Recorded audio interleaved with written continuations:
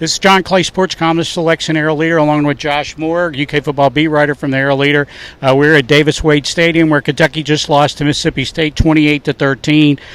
Tough loss for Kentucky. They did not play well at all in the first half, made a comeback in the second half, but just not enough to beat the Bulldogs today. What's your impression of the game today, Josh? Yeah, really. I mean, Coach Stoops said it. Didn't act like the Florida hangover had a whole lot to, or that a hangover from Florida didn't really have much to do with it. But I don't know. It sure looked that first run out the gate to throw a pick after you receive the ball to start the game, and 3 plays into it.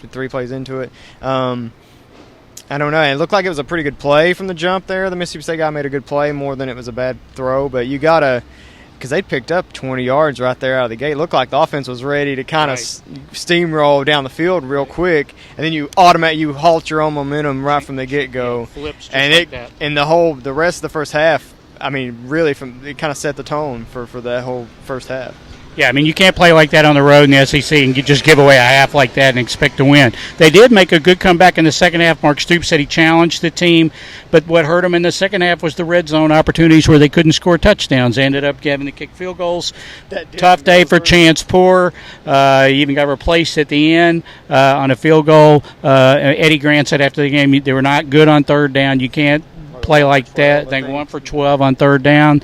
Now, Sawyer Smith was playing with a bad shoulder in the second half. He didn't want to admit that, but the report we got was that he injured his shoulder, and Mark Stoops said at the end of the second quarter, but they couldn't punch it in. If they had been able to punch it in, they had 3 times where they had it in the red zone. They only came up with 10 points out of that.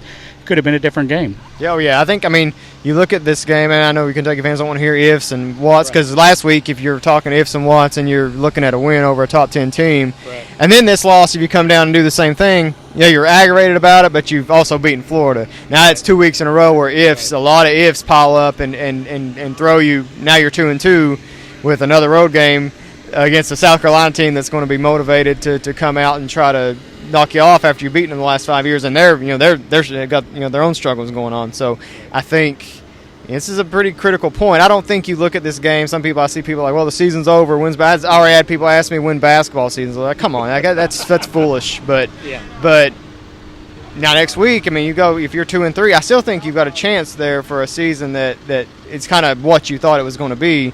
But a lot of it's going to depend on how it looks. Yeah, big game next Saturday when they go to South Carolina. Kentucky's now 2-2 on the season, 0-2 in the SEC. They really need a road win next week at South Carolina. Be sure and check out all of our coverage on Kentucky.com and in the print edition of the Lexington Herald-Leader.